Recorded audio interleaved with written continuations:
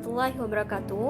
Kami dari kelompok 6, kami akan menyampaikan video presentasi kami tentang mata kuliah kewarganegaraan, yaitu tentang materi, urgensi, dan tantangan ketahanan nasional dan bela negara bagi Indonesia dalam membangun komitmen kolektif kebangsaan. Saya sebagai Sri Muslimatul Husna, di sini saya akan menyampaikan materi yang pertama. Yang sebelumnya saya akan membahas yaitu apa sih ketahanan bangsa. Ketahanan bangsa merupakan kemampuan suatu bangsa untuk mempertahankan persatuan dan kesatuannya, memperkuat daya dukung kehidupannya menghadapi segala bentuk ancaman yang dihadapinya, sehingga mampu melangsungkan kehidupannya dalam mencapai kesejahteraan bangsa tersebut. Nah, dalam materi ini kita akan membahas 4 hal, yaitu yang pertama konsep dan urgensi ketahanan nasional dan bela negara, yang kedua sumber historis, sosiologis, dan politik tentang ketahanan nasional dan bela negara, yang ketiga dinamika dan tantangan ketahanan nasional dan bela negara, yang keempat esensi dan urgensi ketahanan nasional dan bela negara. Nah, yang pertama yang akan saya bahas yaitu konsep dan urgensi ketahanan nasional dan bela negara. Di sini kita akan membahas pengertian ketahanan nasional secara etimologi. Nah, tahan di sini bermakna tabah, kuat, dapat menguasai diri, gigih, dan tidak kenal menyerah. Kemudian ketahanan yang bermakna mampu, tahan, dan kuat menghadapi segala bentuk tantangan dari ancaman yang ada guna menjamin kelangsungan hidupnya. Kemudian nasional yang bermakna bangsa sebagai pengertian politik. Kemudian ketahanan nasional mampu, kuat, dan tangguh dari sebuah bangsa dalam pengertian politik. Kemudian ada wajah ketahanan nasional Indonesia. Nah, ketahanan nasional adalah bahwa suatu bangsa atau negara hanya akan dapat mempertahankan kelangsungan hidupnya apabila negara atau bangsa itu memiliki ketahanan nasional. Kemudian, ketahanan nasional memiliki lebih dari satu wajah. Dengan perkataan lain, ketahanan nasional memiliki berwajah ganda, yakni ketahanan nasional sebagai konsepsi, ketahanan nasional sebagai kondisi, ketahanan nasional sebagai strategi. Yang pertama yaitu ketahanan nasional sebagai suatu konsepsi. Ketahanan nasional adalah suatu konsepsi khas bangsa Indonesia yang digunakan untuk dapat menanggulangi segala bentuk dan macam ancaman yang ada. Kemudian ketahanan nasional Indonesia berlandaskan pada ajaran Astra. Kemudian bahwa kehidupan nasional ini dipengaruhi oleh dua aspek, yakni aspek alamiah yang berjumlah 3 unsur atau yang disebut dengan Trigatra, kemudian aspek sosial yang berjumlah 5 unsur atau yang disebut dengan Pancagatra. Nah, unsur Trigatra ini terdiri dari penduduk, sumber daya alam, dan wilayah. Kemudian unsur Pancagatra itu terdiri dari 5, yaitu ideologi, politik, ekonomi, sosial budaya, dan pertahanan dan keamanan. Kemudian, ketahanan nasional sebagai suatu konsepsi. Apabila bangsa Indonesia ini tidak hanya menganggap ketahanan nasional sebagai konsepsi, tetapi sudah merupakan suatu kebenaran yang dapat dipergunakan sebagai pedoman dalam menentukan kebijakan, maka ketahanan nasional telah dianggap sebagai doktrin. Kemudian, ketahanan nasional sebagai kondisi. Ketahanan nasional dirumuskan sebagai kondisi yang dinamis, sebab kondisi itu memang senantiasa berubah, dalam arti dapat meningkat atau menurun. Diukur dengan menggunakan konsepsi ketahanan nasional Indonesia, yakni ajaran Astagatra. Kemudian, ketahanan nasional sebagai strategi. Ketahanan nasional dipandang sebagai cara atau pendekatan dengan menggunakan ajaran Astagatra, yang berarti mengikut sertakan segala aspek alamiah dan sosial guna diperhitungkan dalam menanggulangi ancaman yang ada. Kemudian ketahanan nasional pada naskah Garis-Garis Besar Haluan Negara tahun 1998, pembangunan nasional diselenggarakan melalui pendekatan ketahanan nasional yang mencerminkan keterpaduan antara segala aspek kehidupan nasional bangsa secara utuh dan menyeluruh. Ketahanan nasional adalah kondisi dinamis yang merupakan integrasi dari kondisi tiap aspek kehidupan bangsa dan negara, yang mana pada hakikatnya ketahanan nasional adalah kemampuan dan ketangguhan suatu bangsa untuk dapat menjamin kelangsungan hidup untuk menuju kejayaan bangsa dan negara. Nah, kemudian di sini Basri tahun 2002 menyatakan bahwa ketahanan nasional itu memiliki wajah 1 sebagai kondisi, sesuai dengan rumusan ketahanan nasional pada umumnya.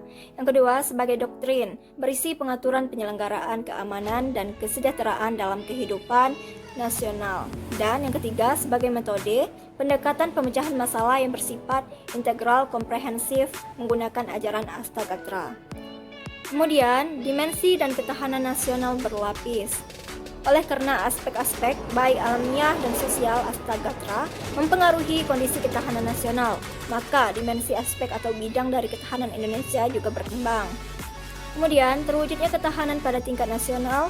Ketahanan nasional bermula dari adanya ketahanan diri atau individu sendiri, berlanjut pada ketahanan keluarga, ketahanan wilayah, ketahanan regional, lalu berpuncak pada ketahanan nasional. Kemudian, di sini kita akan membahas tentang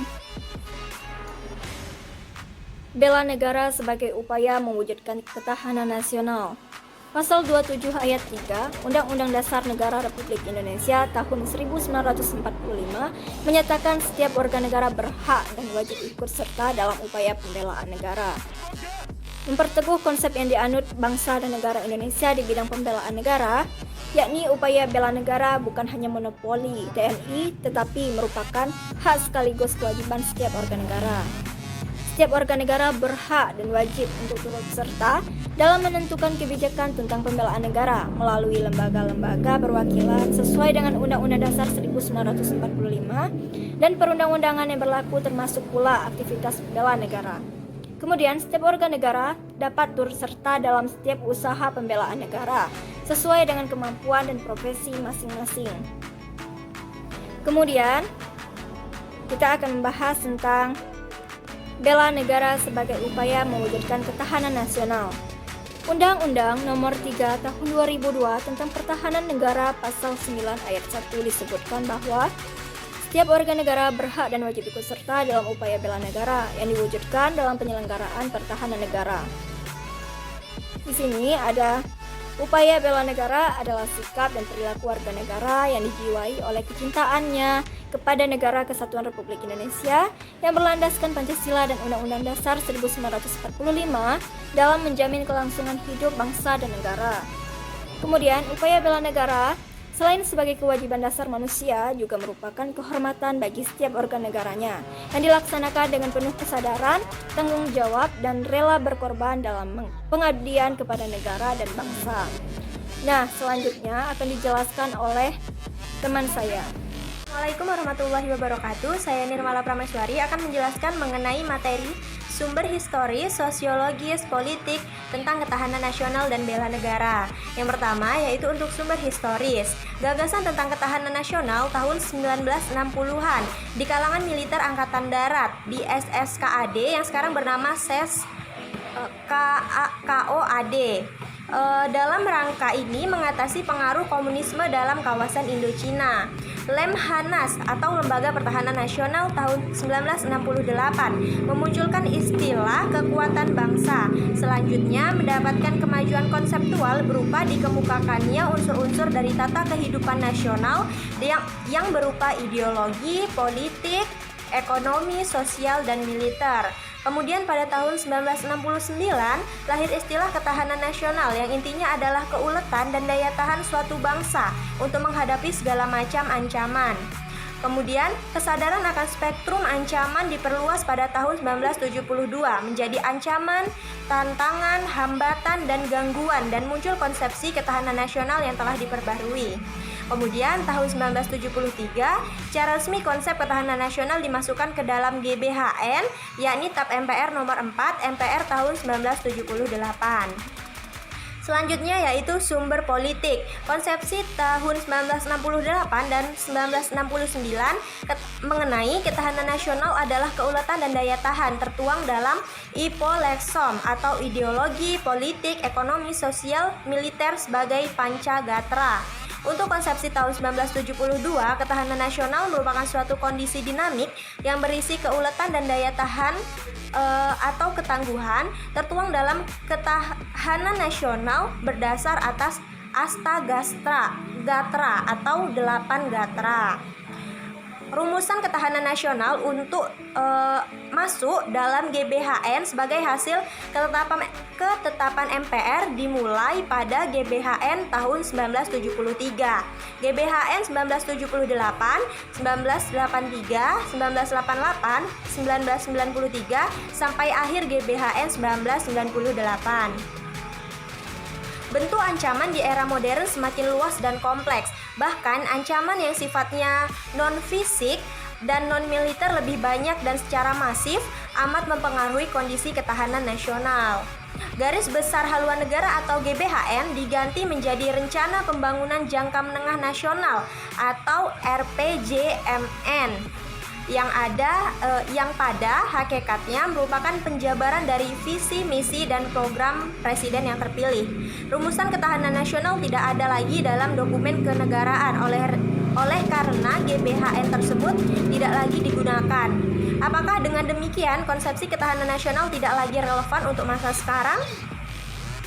Ketahanan nasional tetap relevan sebagaimana kekuatan penangkalan dalam suasana sekarang maupun nanti.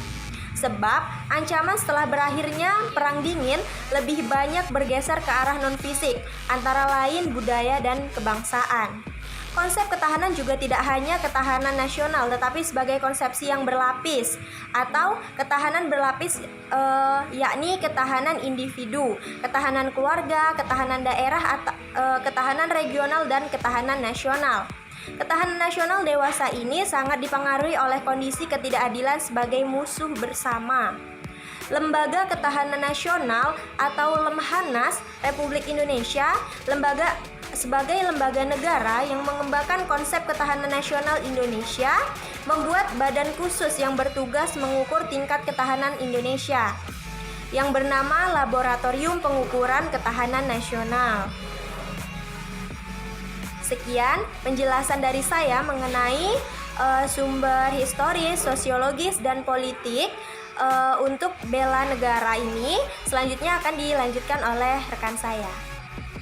Perkenalkan, nama saya Sri Rizky, NIM 80. Saya akan melanjutkan materi yang akan disampaikan oleh rekan saya sebelumnya. Materi yang saya sampaikan yaitu dinamika dan tantangan ketahanan nasional dan bela negara. Pengalaman sejarah bangsa Indonesia telah membuktikan bahwa konsep ketahanan nasional Indonesia mampu menangkal berbagai bentuk ancaman, sehingga tidak berujung pada kehancuran bangsa atau berakhirnya NKRI. Seperti saat bangsa Indonesia menghadapi ancaman komunisme tahun 1965 dan yang lebih aktual menghadapi krisis ekonomi dan politik pada tahun 1997 sampai 1998. Ketahanan nasional Indonesia akan selalu menghadapi aneka tantangan dan ancaman yang terus berubah. Ketahanan nasional sebagai kondisi akan selalu menunjukkan dinamika sejalan dengan keadaan atau objektif yang ada di masyarakat kita. Assalamualaikum warahmatullahi wabarakatuh. Perkenalkan, nama saya Minarsi, NIM A1C31978 dari kelas reguler J. Pada materi tentang urgensi dan tantangan ketahanan nasional dan bela negara bagi Indonesia dalam membangun komitmen kolektif kebangsaan, saya akan menjelaskan mengenai poin membangun argumen tentang dinamika dan tantangan ketahanan nasional dan bela negara.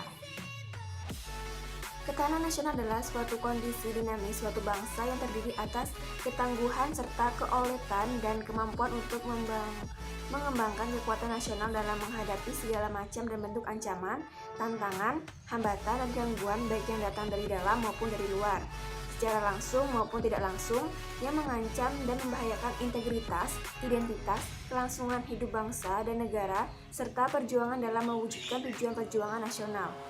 Tantangan adalah kemampuan mengatasi masalah atau hambatan dalam mempertahankan kebangsaan.